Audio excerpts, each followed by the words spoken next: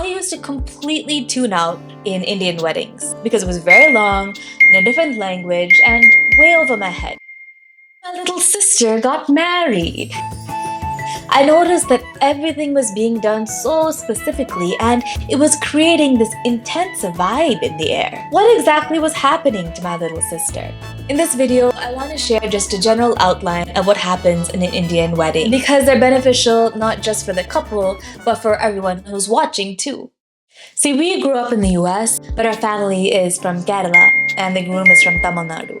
We're used to all just being bunched up as Indian culture, but every region of India has a different type of ceremony. Now, I don't want to call these Hindu or religious because they don't demand any particular commitment to a religion or a belief of any kind. They're just methods that are designed to make a wedding ceremony more successful. See, in India, marriage is seen as a sacred union between two souls. This isn't romantic talk.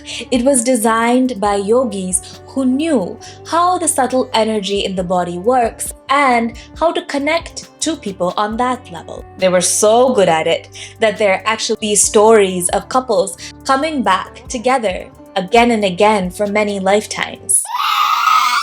Many of these rituals are not really being practiced in the same way that they were originally designed.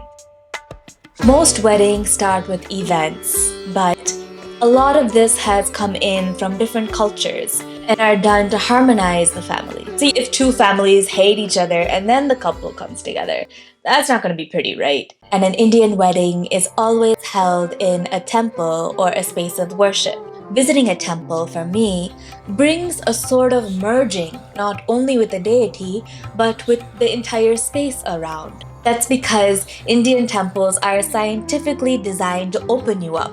That's probably why wedding ceremonies are held inside a temple, where we are the most fluid and open. In every wedding, the bride is seen as a goddess, and the groom a god. That's why the BARAAT, they're trying to recreate this ancient story of how Shiva came to his marriage with Parvati. These gods aren't like make-believe characters. They represent certain forces of nature that human beings can also begin to embody. The marriage always starts with a cleansing. Like in North India, there's a Haldi. Turmeric is used in cooking, medicine, and rituals because it removes impurities. It also has a subtle effect on your energy body.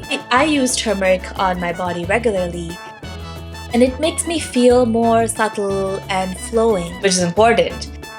Before two people come together, they're not rigid, they're fluid and flowing. If you're getting married in the US, I would advise you to choose a priest who knows what he's doing. I've heard of priests just chanting nonsense in weddings because nobody's listening to what they're saying, and so they can get away with it.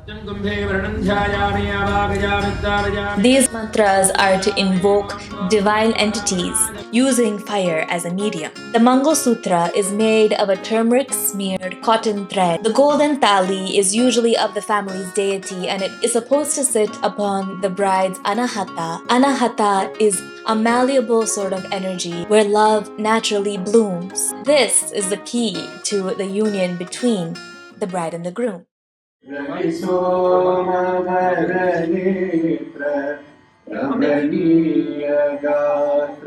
The flowers are in a garland, and they're exchanged to recognize the divine in each other. When we seal the flowers in a circle and put it upon the other's body, we are encouraging or invoking the divine wholeness, the completeness within that person. The bride and groom walk around the fire 7 times, reciting a mantra.